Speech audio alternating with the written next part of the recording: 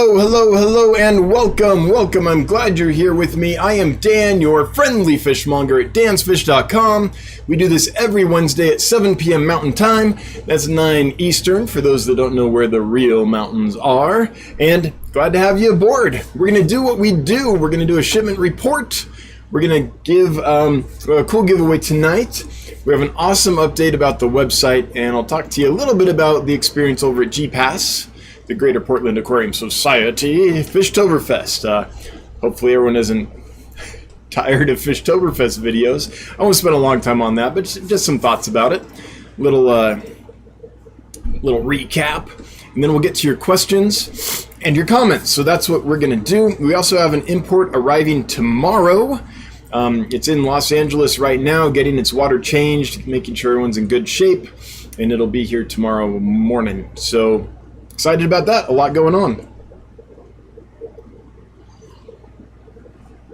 All right, let's first, no one's saying, okay, we had a little hiccup with audio earlier today when I was setting the stream up, but it looks like that is resolved because no one's saying they can't hear anything, so yay. All right, let's get going. So shipment report will be short and sweet, no problems again, so that's great. We're kind of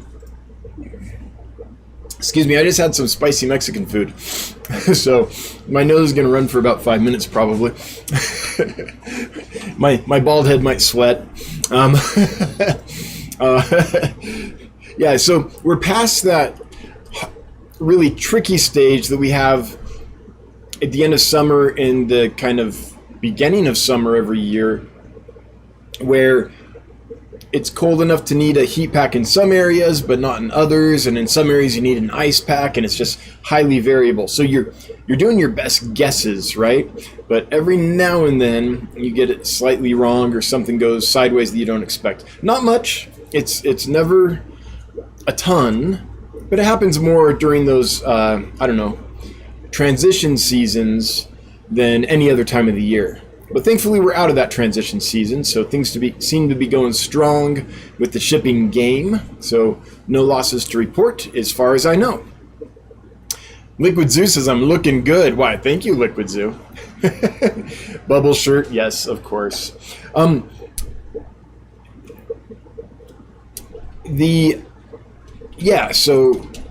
it should be kind of... It's easier to ship fish when it's negative 30 degrees and you know what you need to do than when it's like, well, it's right on the cusp. If I put in a heat pack, it might be too hot. If I don't put in a heat pack, it might be too cold, but if the heat pack gets a little too hot.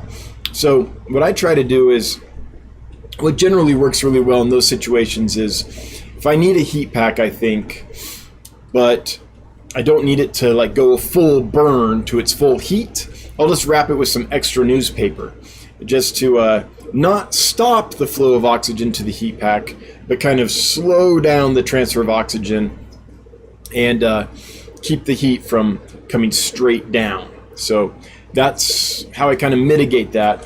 It's more an art than a science, though, but we're past that now. Holy cow, Alexander Engelhart throwing down $200. That is headset towel fund. I am going to get the world's fanciest towel for $200 for that. Alexander, it was wonderful to meet you. I'm actually a little behind you and some other folks I've been meaning to reach out to and send a quick message just saying how nice it was to meet you. You're on the list. However, I got back and I had to manage the logistics of finalizing the import, making sure everything was in order, getting everything confirmed. And we've been, for the last couple days, doing a lot of getting tanks ready, making sure all the tanks we need are cleared out, are cleaned out, and are ready for the new fish. The new fish. What I did today was spent a lot of time just going around and putting sticky notes on tanks that, okay, this fish will go here and this fish will go here. So I know when the new fish come where they will go. This is not something that always works out. The best laid plans, but we have enough spare tanks this time that I think it'll work out and make things better. Although it's been a little hairy, like big sections of the freeway down to Colorado have been closed until very recently. So for a while there, we were wondering, if the fish were going to make it on time, or if they were going to be waylaid somewhere. Luckily, the courier company that we use is headed up by a fish geek who knows how to take care of fish. So they would have been in better hands than most for a delay, but still that would have been an issue. It appears now, though, that it's not going to be a problem. They should be able to head up for tomorrow morning, and I'm looking forward to unboxing them. I'll tell you all about them next week, what we got in, and go over all that with you. All right, so that's kind of what's going on in our neck of the woods. The other thing we did that's exciting before we get to the giveaway is this. So Jonathan's been working very hard on this. This is the new look of our website. So we have made it prettier, we think, but that's not the whole reason we did this. We also did it because we want to be able to tell our story more effectively. So this is a place that we can customize and make our own. We don't have a lot on here right now just because I've been on the road and haven't made the content. And with the new import coming, I'm not going to get to this till next week, but I'm going to do a write-up here to explain. So basically, here's the issue. If you know me from YouTube, then you understand what we're doing here, how we're different, the extra steps we take to make sure that you get healthy, happy fish as a customer, right? You know that. But the average Joe that's never followed us on YouTube, the average Joe or Jane out there doesn't know that. So we need a place we can tell them that quickly and efficiently and easily. So if someone is referred to us or comes to the site, we can let them know quickly and concisely who we are, what we're doing, and why we're different. And so this is a good place to do that. So the live arrival guarantee, that's always something people want to know about. We'll do a little blurb here about that. We have a little one here, but we'll come up with something. This is a placeholder right now. And then our mission, humanely sourced fish that thrive. I mean, our mission on the back end is to change the narrative of the entire aquarium industry. But that is not something that's concise and easy to portray to someone just visiting the site. So we think humanely sourced fish that thrive is a pretty good way to encapsulate what we're trying to do without having to go into the weeds about it. And we will go in the weeds, though. I'll get in there and explain exactly how we do things. And then we have our newsletter here, but we'll have some other things coming to this. This is just the bare bones of it. Eventually we want to have ways to interact and tell our story and perhaps have you guys interact as well. But here's the basics of the new site. And the other thing we wanted to do is distinguish it a bit from Get Gills, right? So up until today, up until half an hour ago, really, our site looked pretty much like this. It was pretty much a clone of Get Gills, and we wanted to be able to distinguish ourselves a little bit, so we changed some things around to give it a different look. Now, usually when Random Arms creates a change to the website, it's one thing he's changed at a time. This time, it could be thousands. He showed me the list of changes before we launched and went live with the updated site, and it was scrolling for a few pages, just lines of changes that were made. So that being said, there could be something we missed. We can only test so much on our side. We do a pretty thorough job. Random Arms is good, but there's things that he just simply cannot test by himself. So if you run into an issue when you're ordering fish from us, would you just send us an email, dan@dansfish.com, and just let us know. When it happens, if you can take a screenshot, that would be super helpful. But even if you can't, just send us an email, let us know, hey, I was trying to do this and this funky thing happened, or I got a error that wouldn't let me proceed, or something. So we've done everything we can. However, with something this complex, I'm sure there's things we've missed. So even if you don't purchase, if you have some time and you want to get on the site and just play with it and test all the different features and things, let us know if something breaks. That would be very useful to us, and we would appreciate that very much. All right. Let's see here. I missed a super chat. I saw it come in. Bex410. Hey, Bex410. Thank you for the super chat. Always appreciated. Never required, but super chats make my wife super happy. Dan the man. Pygmy Corys landed at my door this morning. Fat, spastic, as they should be. Warm and sassy. 8 BBS right away in quarantine. Absolutely in love. Bex, I'm glad to hear it. I hope they do well for you long term. If there's any issues or questions, just reach out. Dan@dansfish.com. We'll take care of you. But yeah, this batch of Pygmy Corys has been rock solid. There hasn't been any issues. So I'm pretty confident they'll thrive for you. And got another one here from Kelly Foreman. Kelly, thank you so much. Good to see you in the chat. Kelly's like a stalwart. I can count on Kelly on being in the chat. Holy cow, the new website looks amazing. Buy the crew some bagels on me. All right. Random Arms are getting some bagels with schmear. Nice. Is there anything you want to say about the website, or anything that I haven't covered? I did a good job. I'm hearing I did a good job. All right, good. So the last thing before we get to the giveaway, which is for some Botia loaches, which I'll tell you about in a second, which species they are or are not, is GPAS, the Fishtoberfest. It was an honor to go there and to be able to speak and help sponsor the event.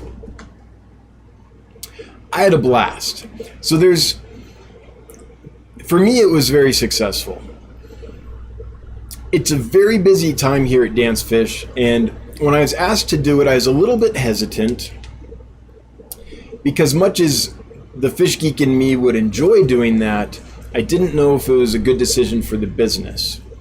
So I had to come up with some way to make the trip work for the business, because I was taking some days off, and I needed to make sure that whatever I was doing was beneficial enough to compensate for the missed work. It's a busy time. We're building a warehouse. We've got a new import coming in. We're hiring. If you like taking pictures and videos of fish, we're hiring. We need a content creator. So let us know. Send us your cover letter and resume, Dan@dansfish.com. We'd love to hear from you. So a lot going on. Now, from the fish geek, the personal side, the hobbyist side, it was hugely successful, and I knew it would be. I got to meet some amazing people, a lot of people that I only know from seeing them online. It was good to meet them in person. It was good to catch up with some people I haven't seen in a long time. It was especially special to be able to catch up with Candy Overholes, because I have not seen her since she moved to Seattle. And I miss having a fellow fish geek around. So she was kind of the only kind of fish geek YouTuber, fish tube participant, I would say, in the area. And so when she left, I felt it. But I got to hang out with her quite a bit. Got to meet Bob Steenfott in person, along with lots of other people. I'm not going to start listing names because I'll miss people, and I don't want to do that. So that was super fun. I got to geek out hard on fish for a long time. I mean, for a few days. And who doesn't love that? From the business side, I'm happy to report it was also successful. I was able to meet some amazing fish breeders that I can source fish from. I was able to work the network and come up with some different suppliers that I can reach out to. For example, I'm having trouble getting things in from the Congo right now. And so I was able to hang out with someone who's very knowledgeable about the Congo and knows people there and can put me in touch with the right exporters. Also found a lead on some quality South American exporters, which is nice. And so it was worth it just to get those, for the business side, just to get those contacts. So let me show you something really fun here. So one of the people I got to hang out with was Lawrence Kent. Now Lawrence and I have been friends on Facebook for a while, and I've sold fish to Lawrence and communicated with him about that. But I've never met him in person before, except for I think maybe when I was a kid. But it's been quite a while, and I'm not quite sure. You know, your memories from decades ago aren't always accurate. But we got to go fish collecting, and it was super fun. So here's some pictures of it. Here's Lawrence, here's John, Roland, and myself, and we were collecting on the river here.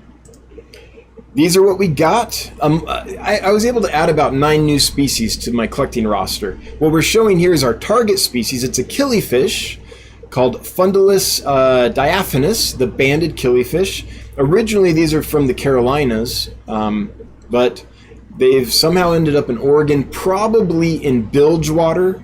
There were probably eggs that got into the bilge of the ship, and when it came to Oregon, and discharged its bilge water, some of those eggs or fry got out in the waters, and now they're established there. And then this is a western spotted dace right here. That's a video of the killifish. Here's us collecting. This is John, and he's doing what we call the killifish shuffle. So at first we weren't having any success collecting these. We thought that they would be in all this, see this marginal vegetation here, just on the edge of the river where the vegetation, the plants kind of encroach into it. This is where you would expect to find killifish. So we went down the shore and we would get our nets and go and dip into this stuff, because everything I know about killifish says that's where they will be. Well, I learned something new. That is not where they are. Not this species. Most would be, but not this species. So this species ended up being on the rocky shoreline in a few inches of water, and they would be pointing out towards the main channel, towards deep water, so that they could dart off if they were in danger and go down into deep water and get away from birds and stuff. I think is probably one of their main predators. And so what we discovered is if we hold the net on the river side of us down into the water, and we kind of shuffle our feet across in the shallow part of the water, that will chase these little killies out towards the deep water, and they'll go straight into your net. And so once we figured that trick out, for the first few hours we only caught like I don't know, just a few. But John discovered this trick, and once he did and we all started doing it, we caught a whole bunch in short order. We started putting them back towards the end. We had too many. So it was fun. I always, now I get to tease John and Lawrence and Roland that they have moves like Jagger. So let's see here. Here's a great shot of the fish. This is a female. Again, Fundulus diaphanous. That was our target species. And then here's we did test Heiko's net out. Heiko Blair has this net that he raves about, and I have to say it was pretty easy to use in the vegetation. It definitely is the way to go if you're dipping up into vegetation. It's wide, it's sturdy, you can get it down and force it through at angles for you, so you can go, if you hit a rock or something, you can angle into it. If the shore is not perfectly even, you can angle it a diagonal and get up in there and lift up. And it's really sturdy, so you're not bending it or anything. It's pretty tough net. So it was a very useful tool. It's not what we caught most of the fish with, because we didn't get it out and start using it until the very end. But once we did, if the killies had been in that vegetation, it would have been a great way to get them. But they weren't, though. But there were other fish in there that we got. Just another picture.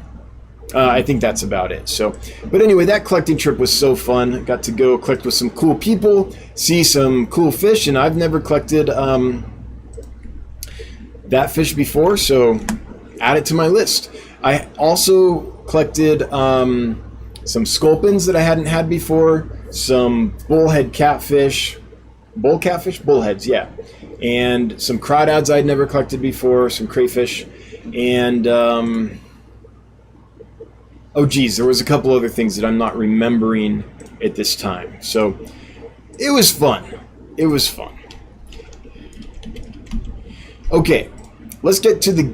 Oh, yeah, so a little bit more on the G-Pass event, and then we'll get to the giveaway and your questions and comments.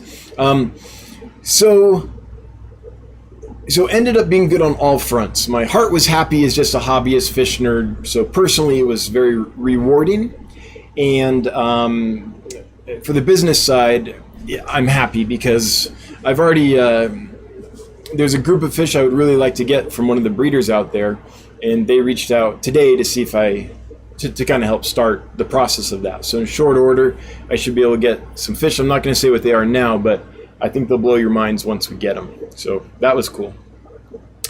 All the talks were great. I have to say, so I'm not into plants at all. And Jason from Redfish Bluefish did a talk on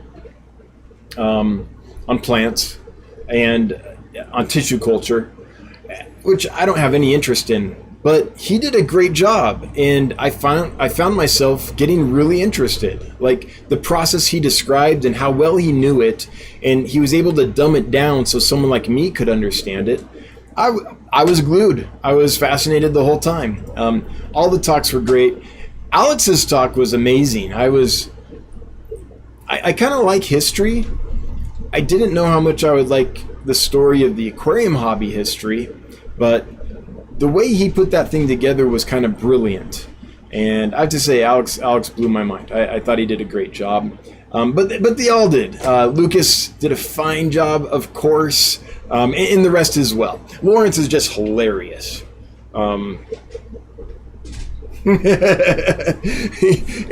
It's hard to go wrong with Lawrence. And anyway, everyone did a great job.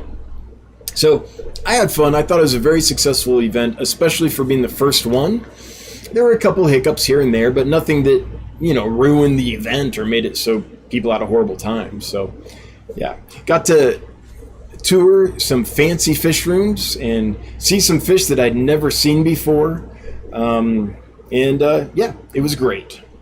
So I would highly recommend it for next year.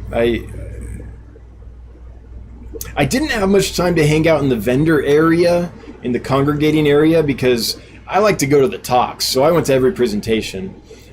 Plus I had some stuff I had to do to prep for my presentation and make sure that this heat sealer was working and I had all the materials properly aligned and all that. So I missed out on a lot of just the open room where you can go be loud and buy stuff. But from what I saw, I did go around and see all the booths. There was some really interesting stuff there. Aquatic Arts brought a bunch of crabs that were really neat. I'd never seen them before, and Haley packed them, and she did a killer job. She packed them just perfectly. She really set us up for success. So anyway, that's kind of my little recap on G-Pass, the Fishtoberfest. For those that have been asking how it went, and for those that didn't and don't care, well, there you go. Everyone gets, you get an update, you get an update, you all get an update, everyone gets an update. Yep. So the giveaway tonight is for some Botia Loaches. Maybe yo-yo Loaches, maybe not. Now, I got an email earlier today asking about yo-yo Loaches. Someone had gone to their store and got like 3 different times got yo-yo Loaches, I think is, if I remember the email right. Anyway, they got a bunch of yo-yo Loaches. But as they're growing out, they're noticing, hey, they all look super different. So, are they all yo-yo Loaches or not? And the answer to that is yes, maybe, no, maybe. And to show you why they're so difficult to identify, I think let's take a look at Seriously Fish real quick. And then I'll tell you about the ones I have. for the giveaway. So this is a Botia almorhae, the yo-yo loach. But here's the thing. This is one reason it's so confusing, and this is the sentence that kind of explains it clearly right here. This species appears to belong to a group of closely related but distinct species. They are, and then it goes through it. It lists all the different ones. So this species is actually, you know, when they first find a species and they describe it, and all the fish that look like them, they describe as that. But then later they might find, oh, actually, there's several separate species here. They're closely related, but they're actually separate. And that's what's going on here. As they're learning more and getting new tools to figure out what's what in the fish taxonomy world, they found, oh, these aren't all yo-yo loaches. This one's a yo-yo loach. This one from this location over here, maybe a different species, and this other one's probably a different species. It's just like Corydorus. Corydorus is about to go through like a big regrouping of genuses and species and all that. Killifish has gone through it. Geez, all the fish we keep go through this. As new methods become available, we're able to see things more clearly and distinguish things we couldn't distinguish before. So the fish, which is called the yo-yo loach, is called that back when all these different species were one species. All those different species were called the yo-yo loach because they were all scientifically described as one species. And so you have high variation. They're spread over a large, what is it? It's India, I think Bangladesh. Do they go over to Pakistan maybe? Basically, you have a fish with a large distribution, and so there's high variance in it. So what we're used to seeing on a yo-yo loach, what we want is the Y-O-Y-O pattern, right? Yo-yo. That's why we call it a yo-yo loach. But fish can be highly variable. If you collect the same species from this river, it will look one way. If you collect it from a different river, it'll look another way. Think of discus, same species of discus, but different collection points. Or Altum angels, all the same species, but the ones from like Atabapo are quite different than the ones from, I don't know, the Rio Nene or something like that, right? Same species, but highly variable. So the answer to the question, do I have yo-yo loaches, is maybe. Maybe they are. Maybe they're a very closely related species that was called yo-yo loach when all those species were described as, what was it, almorhae? Is that how you say the yo-yo loach species name? So it's very confusing. Now, on the industry side, the industry typically does a fairly poor job of identifying fish. They're there to sell. They are not a natural history museum, right? They're an industry. The hobby is not a natural history museum. So they find a fish that looks like the fish they're used to, and they just assume it's that fish, and that's what they call it, and they move it through the supply chain. So we often don't know what we have, and that's the case with the fish that I'm giving away today in the giveaway. Hang on. Yo Loach.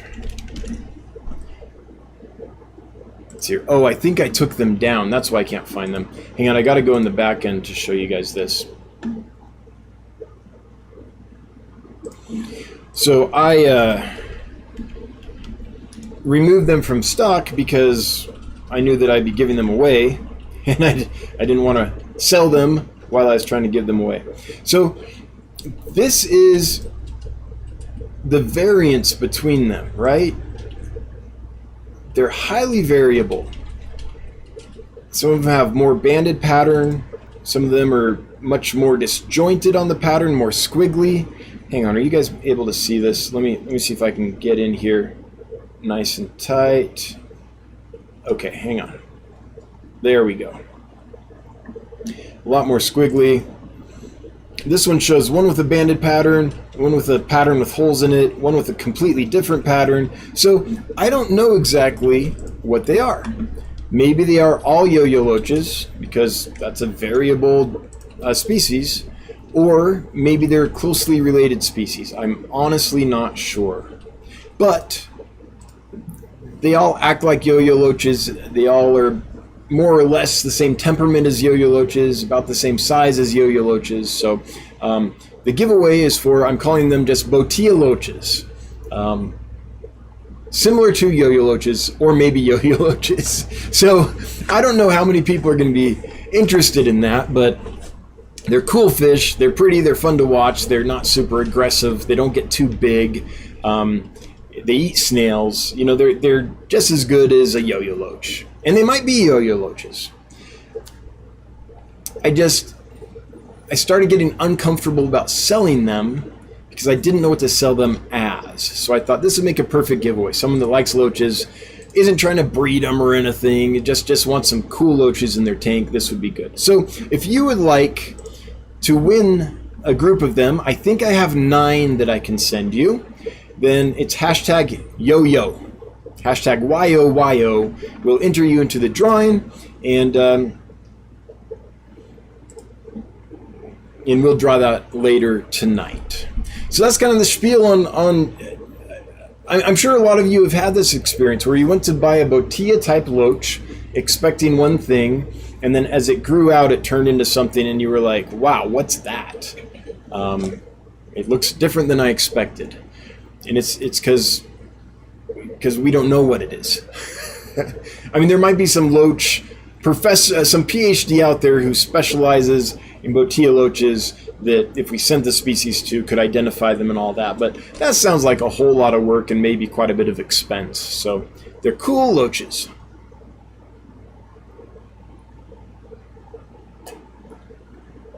The industry does a very good job of putting folks like me in an awkward position. Something else that happened recently is I got some, what were they? Rio Nene angelfish, and I sold them as Rio Nene. And then as they grew up and got big, this took several months, and I had already sold all but a couple. I held some back because some fin issues, basically. And as those got bigger, I noticed, wait, these are getting a blue coloration in on them.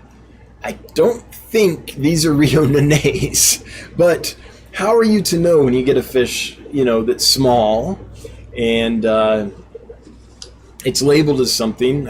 You know, you just do what you can, but it has to be frustrating for the customer. And by the way, this doesn't happen all the time, but it happens in this industry more frequently than I would like, for sure. So they're sold to you as something. They're too small to be able to tell the difference, so you sell them as that thing, and then 6 months later a customer sends you a message and a picture and says, yeah, I don't think these are Rio Nenes. And you take a look and you're like, yeah, I don't either, I'm sorry. Like, it puts me in an awkward position more frequently than I would like. New Mexico Aquatics throwing down a $5 super chat. That's how we know you're not on your phone. Thanks again for all you do, Dan. I woke up this morning and noticed I have peacock gudgeon fry. Yes, by a Preston, little Bobby. All right, cover your ears. This deserves a golazo. You ready?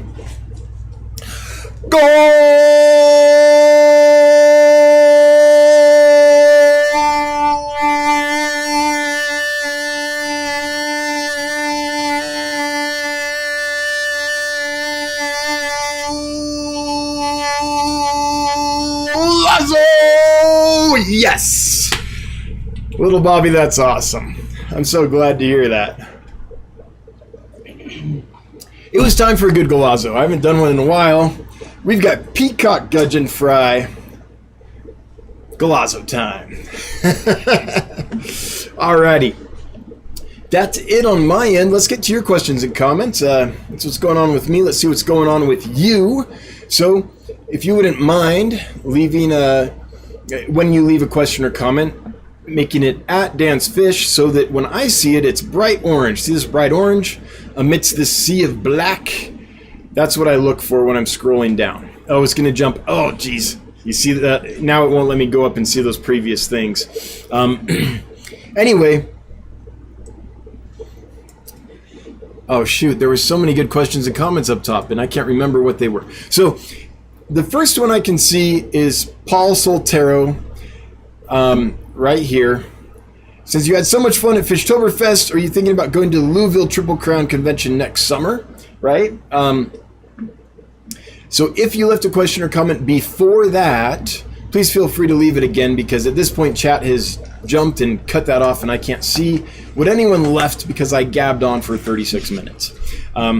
So we don't want to encourage people to keep listing their comment or question or whatever over and over and spamming the chat. That clogs the chat, and that's super annoying for our moderators, and that'll get you timed out or banned. So don't do that. But in this case, if you ever notice that I got below you and I've missed you, it probably means chat jumped and I just can't get up to see your question or comment again. In that case, please feel free to leave it again and I'll get to it. So Paul, I would love to go to that. It's actually not a Triple Crown. There are 4 clubs there: ACA, ALA, AKA, and ANGFA. So the American Cichlid Association, the American Livebearer Association, the American Killifish Association, and as far as I know, I heard this at the event this weekend.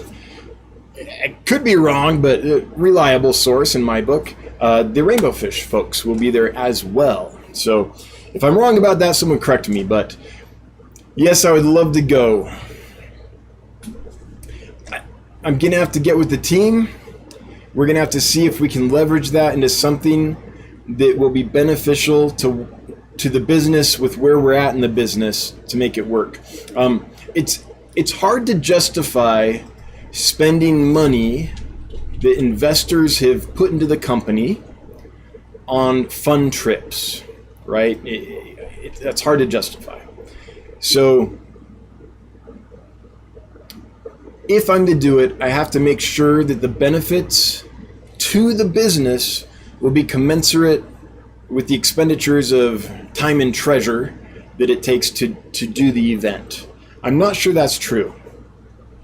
I would love it. The fish geek in me would love it. I can think of a few things I would like more besides perhaps going to the Paint Rock River and collecting, or going to like West Africa and collecting, something like that. But I can think of few things I'd rather do than go to this event. But I can't do it just for funsies, because I won't. It would have to be a company thing. So that's where my mind's at. I would love to do it. Not sure if it makes sense, but haven't really buckled down to figure that out yet. I mean, if you're going to go to an event, though, this is the one. Jeez. Mega Mindy Lou throwing down $25 saying, thanks for all the hobby support. Hey, thank you. That's hobby support right there. Thanks for supporting me so I can support the hobby. It's super nice when money falls out of the computer screen and lands on your lap. Thanks for the super chats. And I've got to shout out Alexander again, because $200 super chats, no joke, and it's still sitting up there. So thanks again, Alexander. That is so generous of you and much appreciated. And thanks for sharing your expertise with me while you were there. That was awesome, and I look forward to continuing that conversation. Mega Mindy Lou, that was my email. Yeah, so Mega Mindy Lou is the one that asked about the yo-yo loaches. The only thing I can say is the Angelicus Botia grow up and keep their bands. The yo-yo I bought lost her bands and went more yo-yo-ish silver looking. Yeah, it's there's so many species, many of which have yet to be figured out, and the distribution is so large that the variety is poorly understood at this point, at least by me in the hobby and by pretty much everyone I know. So now there's probably someone at loaches.com right now that is listening going like, oh no, this idiot. The guy that has spent their whole life digging into the Botia complex. But I'm not that person. So to me and everyone I know, it's a bit of a mystery. Things aren't quite solidified yet on that front, as far as identifying who's who and what's what. RB animals and movies. I like them until you said the snails. Oh yeah, this is what loaches do, right? In fact, a lot of people get loaches specifically because they have a snail problem, and they're trying to figure it out. They want something to snack on them. Mountaintop puffer keeper. Oh geez, and then chat jumped. Sorry. Let me see if I can get back to that. There we are. Mountaintop puffer keeper. Palustris fry batch 3 now out of cave in the 75. I'll probably catch them this week. Male back to normal coloration. It's a very interesting spawning process with the females dying. Yeah, how rough, right? So I got your email where you described that to me. I was like, holy cow, that is some rough spawning that they get going. But that aside, like, to me that's a little sad, but that aside, I'm glad that you were successful in getting some fry, and I hope that you're able this time to raise up a nice batch. Keep us posted. I love following this stuff. This is my first love with fish is breeding and raising fish. Right? It's not aquascaping. It's not trying to find some monster fish and feed it, mice. It's nothing like that. It was always, can I propagate these? And fascination with all the different behaviors and strategies fish have come up with in order to reproduce. Like killifish. I mean, come on. This is a fish that can spawn, have the pond that they're in completely dry out for several months, and then it rains and the eggs hatch. I mean, that was amazing to me. Or the splash tetra. Let's jump out of the water, stick our eggs on a leaf out of the water, and then splash them to keep them nice and wet until they hatch. Like, it's crazy. Crazy stuff. Or fish that change sex when they become dominant. And the female will become a male if it becomes dominant, and then it can spawn. Like, they're all born female. But that transition from female to male, that usually happens, in utero, in this case, that change is triggered when they're adult fish. Really crazy stuff. It's never ending, like, interesting tidbits to learn. So I love learning about that. Thanks for sharing your experience with me. My female star sapphire is holding, says Cougar Central. That's awesome. What is that? Phenocylus, Placidochromis phenocylus. That might be my favorite of that group. Yeah, it probably is. I really love that fish. Okay. I don't know how to say this name, but I'm going to say Mr. Idol Singh. I'm sure I butchered that. Talking about putting the @dance fish symbol so that they turn orange for me. Much appreciated. What? Alexander! Holy cow! Alexander throwing down another $200 super chat. A little more to buy a towel in Louisville. Oh, okay, now I have to go. Well, you got me, I don't know. You probably got me a quarter of the way there, so yeah, maybe I have to go. Alexander, thank you. That was unexpected and greatly appreciated. Thanks.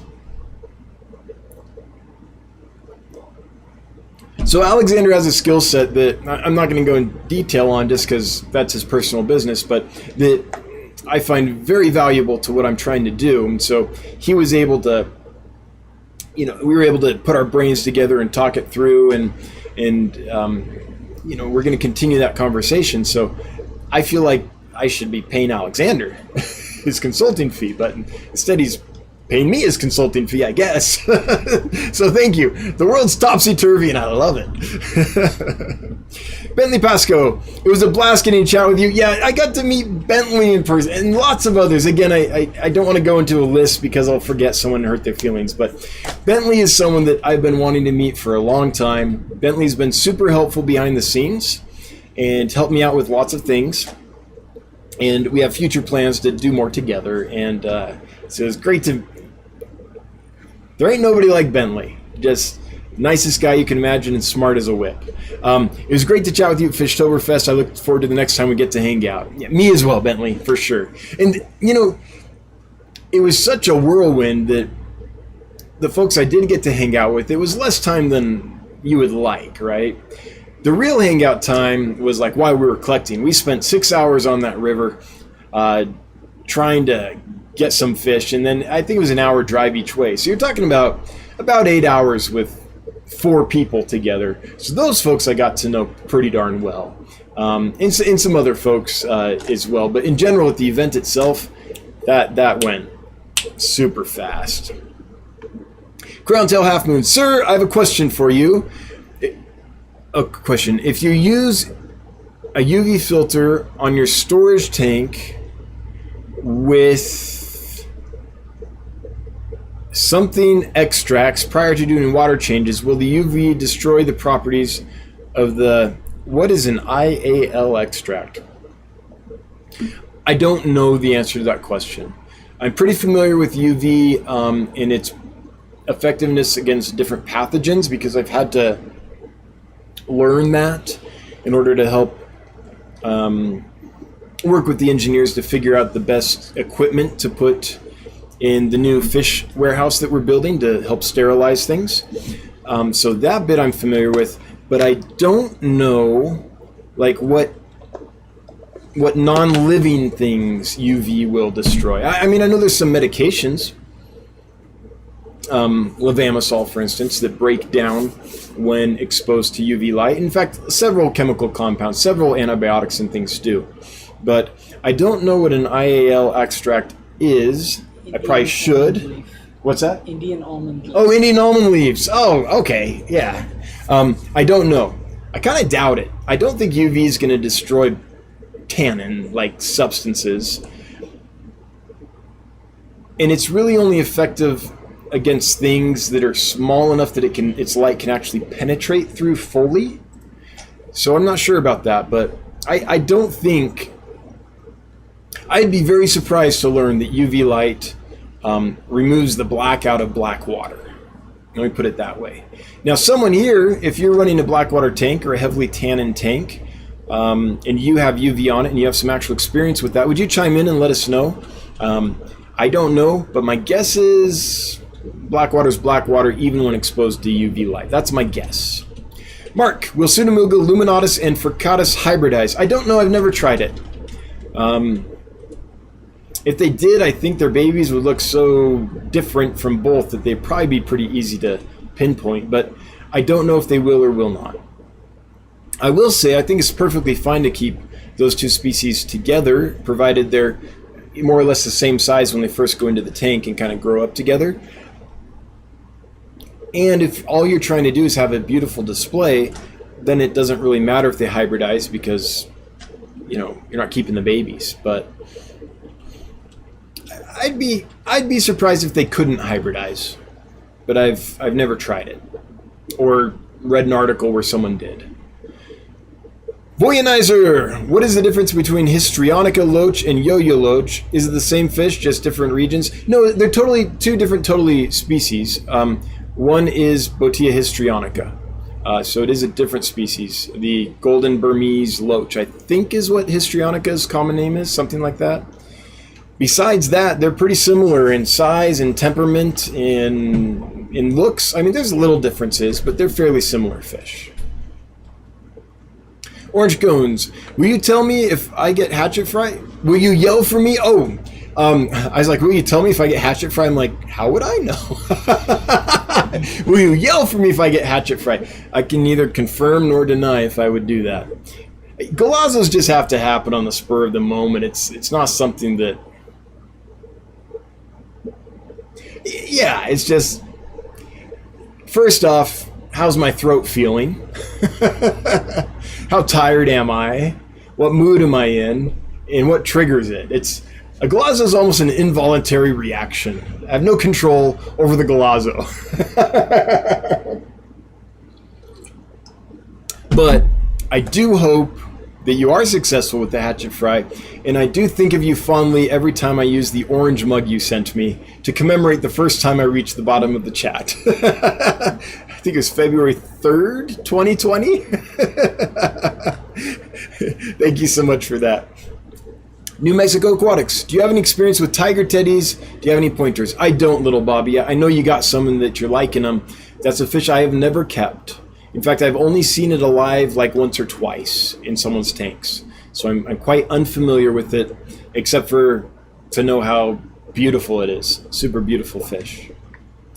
Alician AS, do you know Mark Duffel of England? I hope I said that right.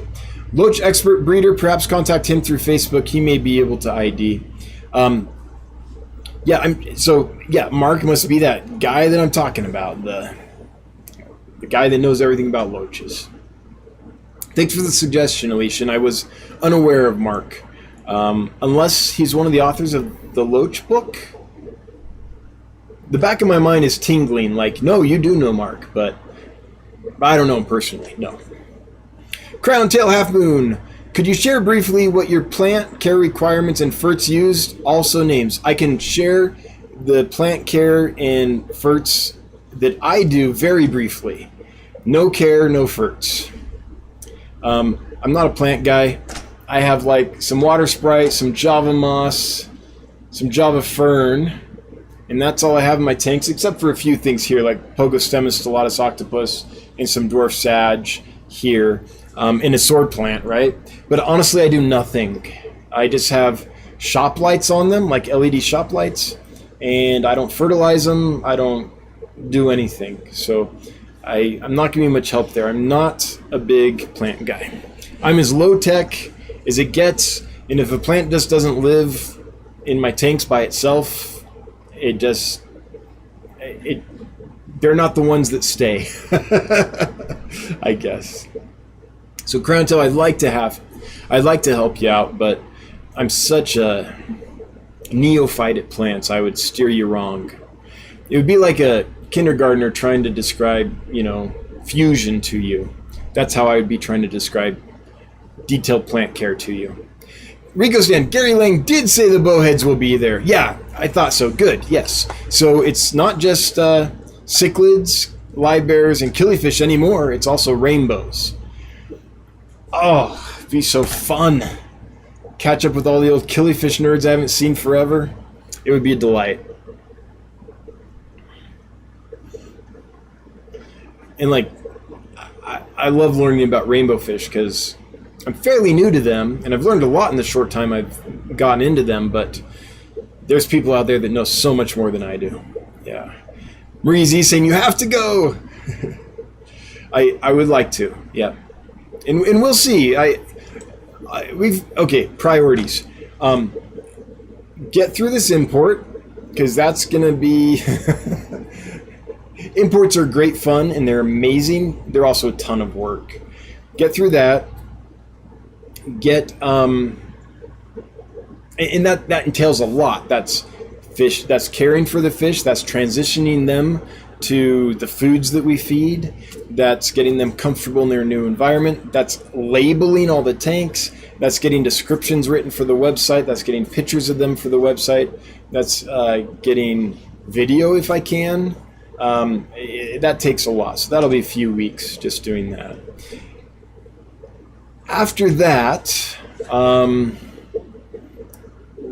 we might be able to get together and put our heads together briefly and discuss this as a company and figure it out. But I've been thinking about it like on the plane and stuff during my recent travels, and I have not yet come up with a scenario that would justify the trip.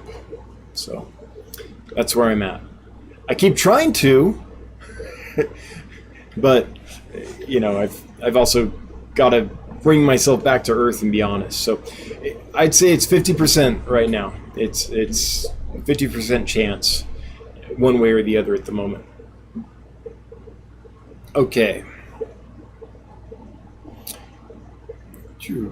Wow, chat did a thing. Wow, Alexander, I still am in awe that you dropped 4 C notes on me. Thank you so much. My wife is going to be so thrilled. Okay, here we are. I caught up. Joe Coffee, our Botia, I always have trouble with this species name. Almorhae, right? Almorhae, and Botia lahachata, oddly enough, I can say that one. Just mistakenly different names for the same species. I don't know a ton about it, but if you look at Seriously Fish and look up the Botia almorhae, lahachata is one of the ones that they're thinking needs to be broken out from there. And they talk about it a little bit, about the differences in that subject. I don't know that much about it, to tell you the truth. Swamp Thing, once you incorporate fun trips, become known as junkets.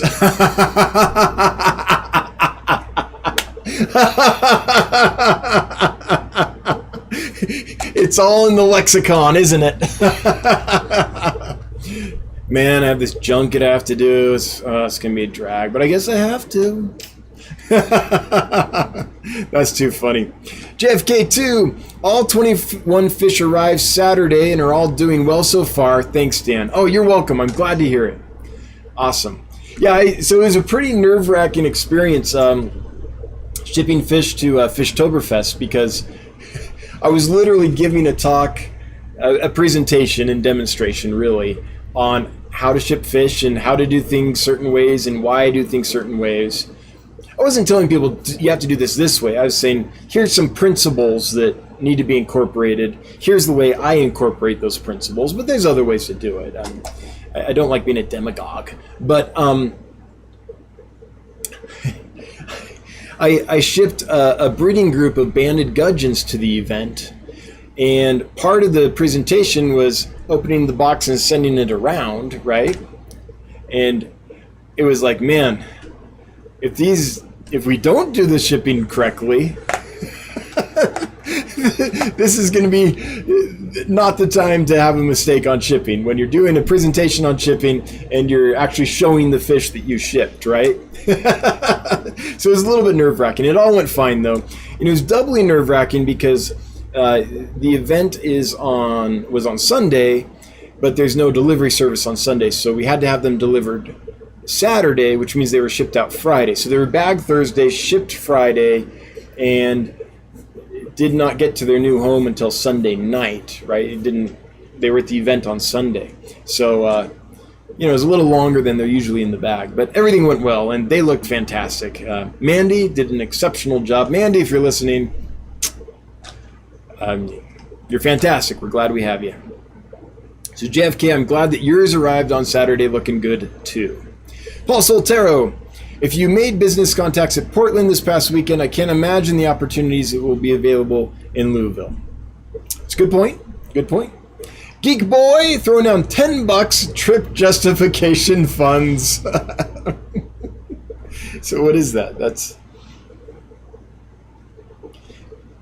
like, yeah, I mean, thank you for the super chat. I appreciate it. And again, I hope I can make it. I would love to make it. It would be great to meet you all. It would just be so fantastic.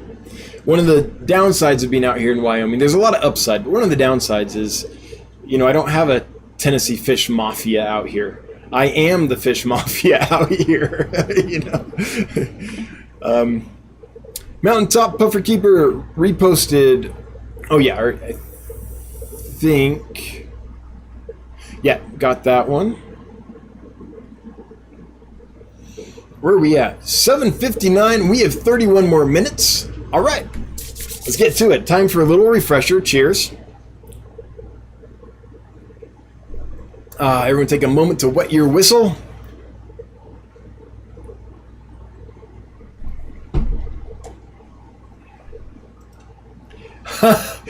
Kelly Foreman, if you go to Louisville, and by the way, when you're in Kentucky, it's Louisville. It's not Louisville. I know that. I was in Kentucky for a few months at one point in my life. Stephen P. 2000. Actually, not Stefan will go, and if not Stefan goes, he'll drag along his family. So you going to Louisville is my best chance to torment not Stefan's kids. Well, sounds like a junket to me.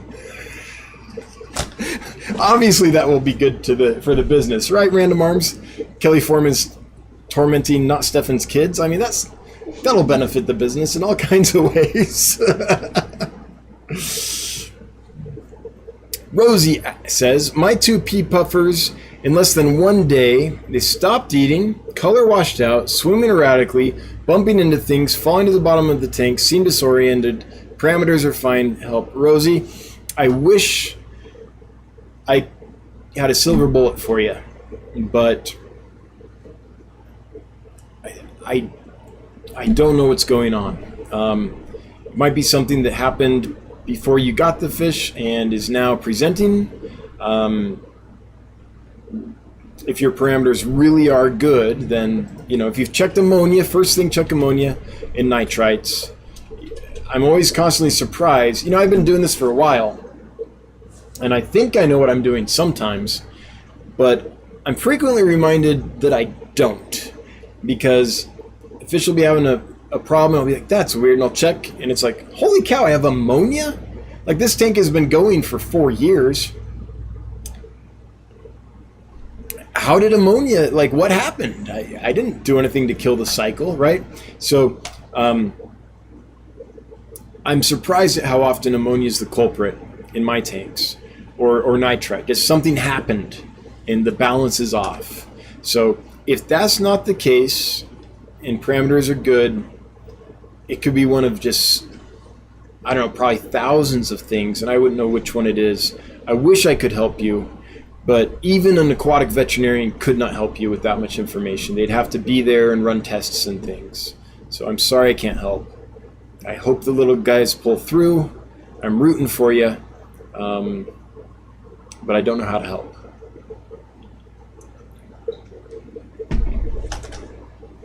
On a lighter note, Dan Slee throwing down a super chat saying everyone else is doing it. I'm jumping on the bandwagon.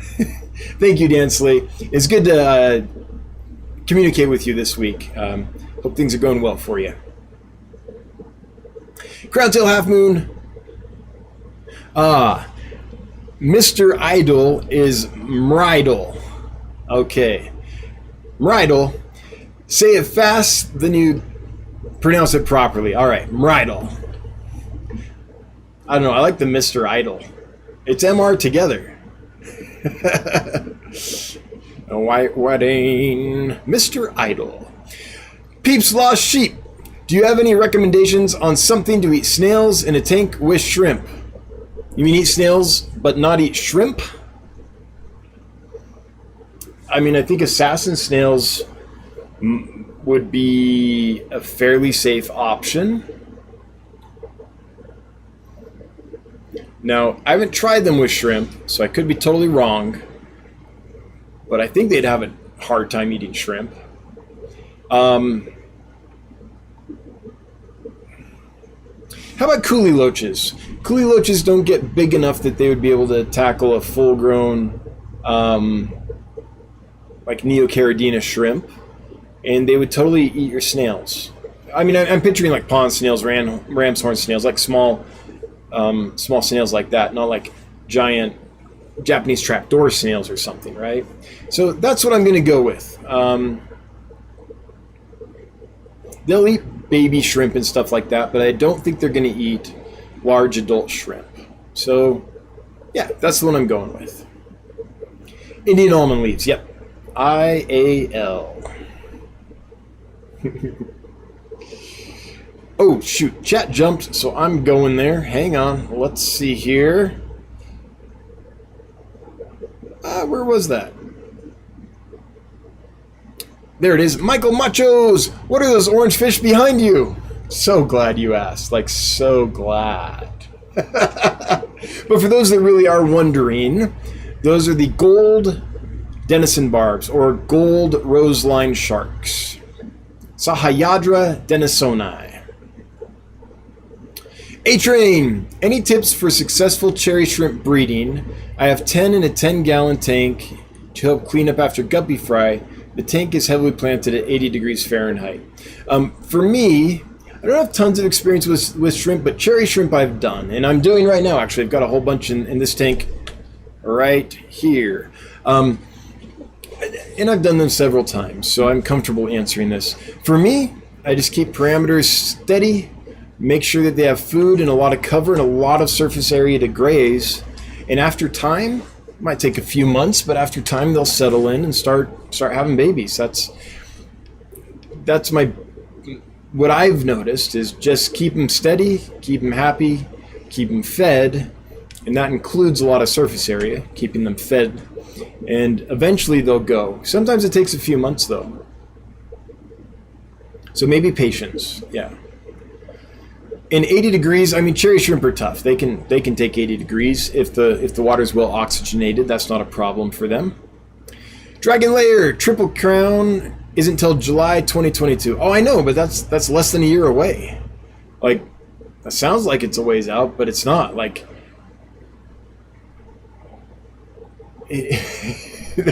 there's so much unknown about the projects and expansion and things that we have planned for Dansfish, for our business. It's hard to know where we'll be in 2022. And we have models and things, but the reality doesn't exist on paper. The paper is useful as you plan and strategize and things, the models, but anyone that thinks that the model is correct is misled.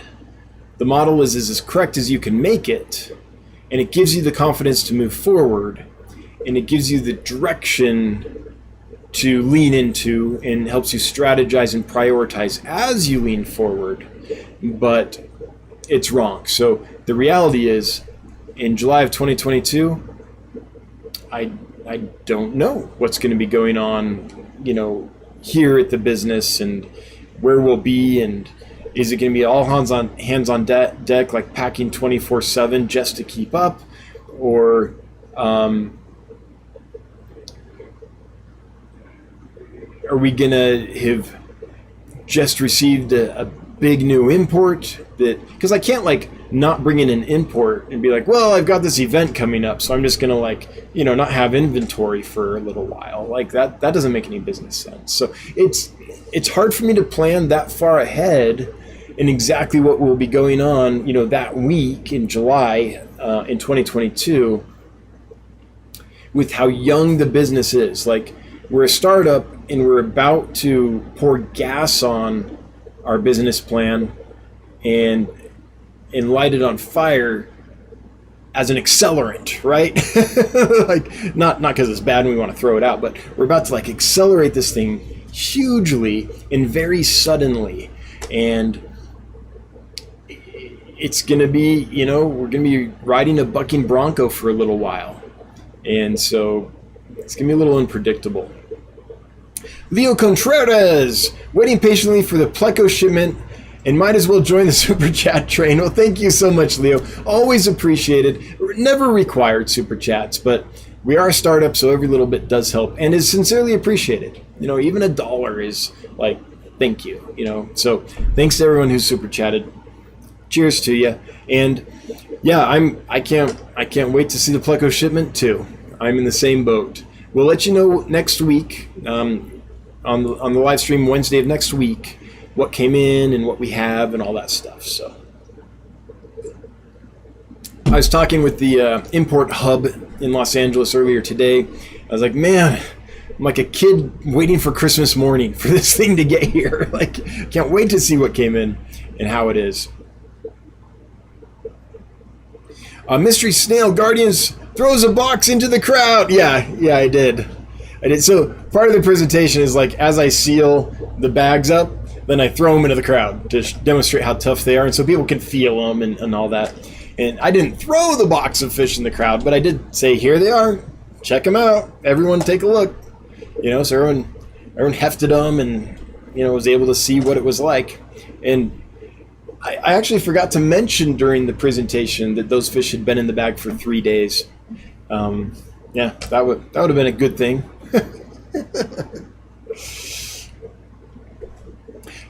Danikin Aquatics, good to see you, Danny and Kenny. Thanks for being such amazing hosts. I feel totally taken care of, and I know LRB did too. We talked about it when you guys weren't in the room, about how much we appreciated what you were doing and how comfortable we felt and how well taken care of we were. So thanks again. Gudgeons are doing amazing. Thanks for everything this weekend. You made Fishtoberfest a time to remember. So did you and everyone else. Yeah, thanks for an amazing event. I had a great time. I confess, it was nice to leave the basement for a few days. Got to see some sunshine. Although it was Portland, so the sunshine was limited. Cancer Train, if you need to send a test fish box to Louisville, I can volunteer. Hope you decide to come on down. I actually send, many boxes to Louisville every week because that's where the UPS hub is. So I send fish to Louisville on the daily. Mountaintop, holy cow. Mountaintop Puffer Keeper, black worm tank is going well. I added a portion of my Russian red Daphnia to co-culture, help with water quality, and keep feeding both for winter. Overnight lows up here, 20 to 25 degrees. Yeah, we're down to about 30 right now. So I flew back on Monday, and I got greeted at the airport with a snowstorm. In fact, the plane had to spend about half an hour circling because visibility wasn't good. They had to wait for the snow to calm down a bit so they could sneak in and land. And it's been snowing nonstop ever since. We've got a ton of snow this week. So fortunately, the freeways are opening back up. They've been shut down. In Wyoming, it takes a lot to shut a freeway down. Like, we're used to the snow. We're prepared for it. So if they're shutting the freeways down, it's like massive. And I think they're opening back up, so we should still be okay receiving the new import tomorrow morning. But it's been a little hairy. It seems like every time I do a big import, it's during a weather event.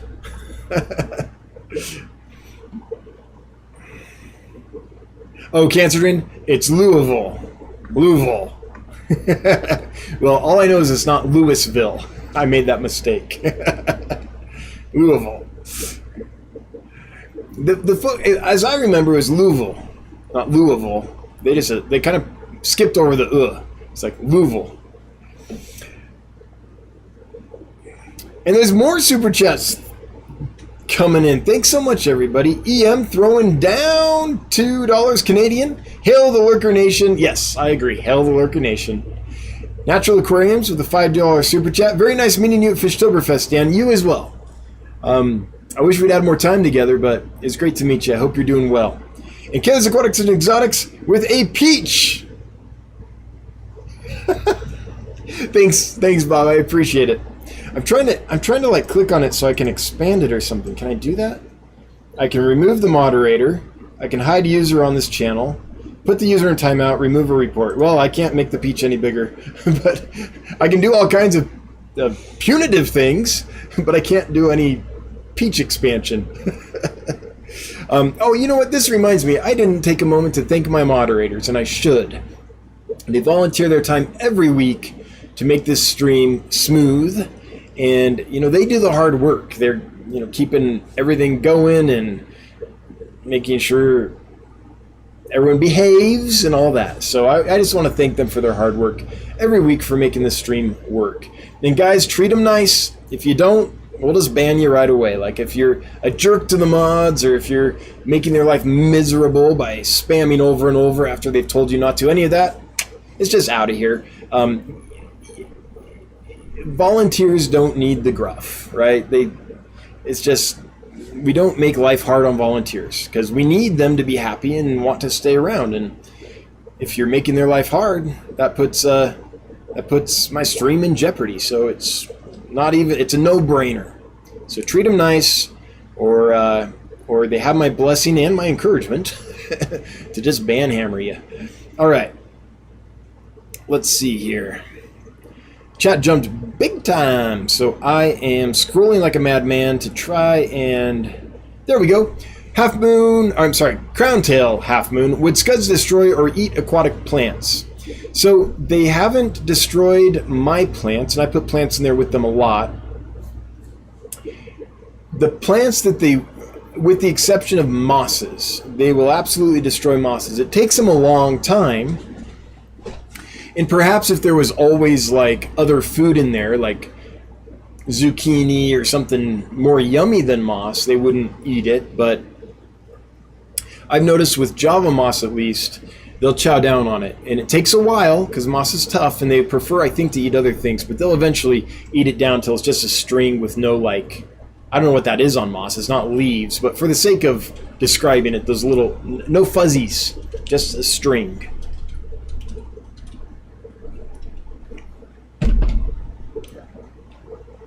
All right, Bunny Viper. Hey, Bunny Viper, so good to see you. So glad to be here. I keep hearing people talk about feeding their newly arrived fish the first day in quarantine. Isn't that not the best idea? I always allow them to settle. Thank you. It depends on the fish, and it depends on the kind of trip they had and things like that. So I don't think there's anything wrong with feeding fish that are ready to eat. I think the main danger isn't that they're going to eat. I think the main danger is that they won't eat, and there'll be pollution and you'll get ammonia, which will be much worse for them than not eating. However, it also depends on your setup. Is this like a sterile hospital tank you're quarantining them? In that case, don't feed because there's no filtration in there. Or are they in like a well-established bioactive tank? Well, then they can eat and poop and it's not going to hurt anything. So it depends on the setup, depends on the fish, depends on the journey. Personally, what I like to do, and this is not gospel, it's just what I'm doing now, is we put the fish in and we don't feed them until the next day. My thought on that is I want to give their bodies a chance to detox. Like say they've been in a bag with some ammonia or something and they've absorbed extra ammonia into their system, or some other chemical that is not good for them. Pick your chemical, right? Then you know how when you or I fast, take a day and don't eat, it's kind of like a cleansing opportunity for our system. We aren't introducing any new toxins into our system. We're not introducing new work into our digestive tract. And so it kind of gives your system a chance to clean itself out and detox. Now, I haven't researched fasting in great detail, but that's my understanding of kind of how it works. I apply that theory to the fish, and I'm like, well, let's give it a overnight to detox any ammonia or other chemicals that it had to deal with, and then in the morning I'll feed them. And when I feed them, it's a tiny bit because I don't know if they'll eat yet. So it's a tiny bit, just a little taste, a little something. If they eat, it's like good. I know they'll eat that, and then maybe I'll feed them more later that day, or maybe the next day I'll feed them a little bit more. It's this very gradual buildup because I want to make sure that they'll actually eat what I'm feeding before I give them a bunch, right? So I don't have it just rot in the tank and create a mess. And I want to see what different types of foods will they eat. So I'm trying to do those two things at once. So that's kind of how I approach it. The next day is when I start feeding. But again, it's not because I think there's anything necessarily wrong with feeding them the same day. So many variables each way, though.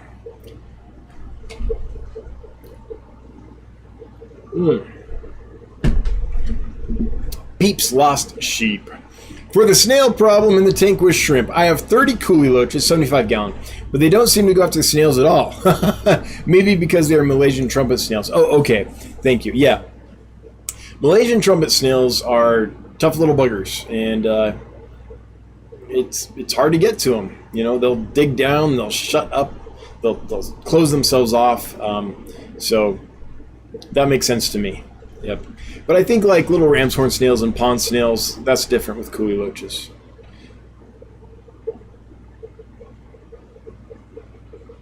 Okay, so we know they are not effective for peep/sheep with Malaysian trumpet snails, but we don't know about other snails, their experience with other snails or with shrimp.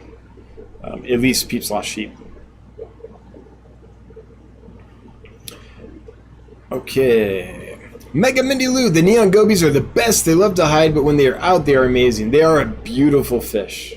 In fact, often when we're working out there, one of us will just stop at that tank and be like, holy cow, these look good. Like, it happens every day. So, I'm with you. We are with you.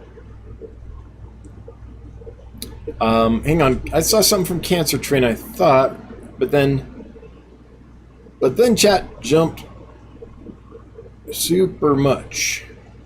Super much. That's English. That's a real phrase. Cancer Train, the pronunciation of Louisville is a bit of a controversial topic. Yes. Yes. Of all the things, right? That's funny. Oh, hilarious.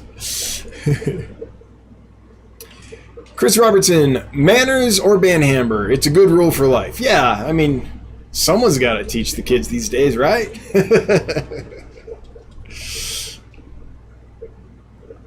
The basic thing is that when someone's doing you a free service, they have no incentive to stay around and continue doing that service if it's not fun or if it becomes super stressful or whatever, right? So you do everything you can to make it fun and not stressful. Otherwise, you'll lose your volunteers. That's kind of how it works in life. So if someone's doing something for free, you make it really nice for them. All right, it is time, I think, to do a bit of a giveaway. So let's do that. Oh, hang on. This is cool. Ruxin Aumentado, watching from the Philippines, very informative and relevant. Rexin, I'm just tickled that someone from the Philippines is tuning in. Don't know what time it is there, but I would imagine it's what is it, early morning there right now? Let's see, just out of curiosity. Time in Philippines. Oh, 10:22 a.m. Not too bad. Not too bad. Well, thanks for joining us. All right, let's do the giveaway. For those that missed it earlier, this is for a group of Botia loaches that are very similar to, or maybe are, yo-yo loaches. Can't quite tell. Or maybe there are a few different species that are so similar that we can't quite tell. So if you like yo-yo loaches, you'll like these. Same kind of size, same general coloration schemes, right? With some variance, and same attitude. So looks like we have 145 eligible users. The winner is, let's do this. That's more exciting when we can see it. The winner is Brian P. Brian P., you have won some yo-yo-ish loaches. You have 2 minutes to respond. Let us know that you are here. And then you'll have won. Yeah, it'll be like official and everything. Cancer Train. Oh, okay. This is about the Scuds eating. They eat healthy plants if there aren't other food sources. So yes, but fish should be keeping the Scud population under control, and they'll only target excess food and decaying plants. Yeah, I suppose if there's no other food at all, they'll definitely eat the plants. But I don't think you were planning on doing that. That's kind of an extreme circumstance, right? So yeah. You're here. All right, Brian P. is here. Congratulations, Brian. Thanks for playing. Thanks for being here. Please send me an email, dan@dansfish.com, with your first name, your last name, and your mailing address, and I will send those to you next week. We'll chat by email to get all that sorted out. But congratulations. Thanks for being here. We're going to call it a night. I want to take a moment to thank my moderators again for doing what they do. I want to thank everyone that left Super Chats. This is crazy. There were $567.64 Super Chatted tonight. That is a lot of... I was trying to think of a fun slang name for money, but it didn't come. Like Benjamins? I don't know, cabbage? Cheddar? In the moment, though, it's just like, nope, Nothing's there. But anyway, thank you so much. That is much appreciated. Never required, but it really does help. Everyone that left a comment or a question in chat to help keep things lively, thank you for participating. All you lurkers, I'm with you. Hail the Lurker Nation. Everyone watching on a replay, I get it, life's busy. Maybe you have to sleep right now, but I'm glad you're here on the replay. And one day, I'd like to, meet you in the chat live if that's possible. But I totally get it. Everyone listening on the podcast, thanks for doing that. Hope I'm helping your work day or your commute or whatever, pass more smoothly. Anyway, we'll be back, same bat time, same bat channel next week. Until then, I hope, holy cow. Oh, man. Woo. Alexander's just been waiting the whole time, like, I'm going to blow his mind. And you did. You did. Alexander, thank you for the caboose. Ending it all with a $100 super chat. That was unexpected. Thank you. Wow. Gotta recover here for a second. Make that $667.64. Think of all the slang money words you can. Lots of lettuce. Anyway, thanks so much, everybody. Have a good night. Until next time. Bye-bye.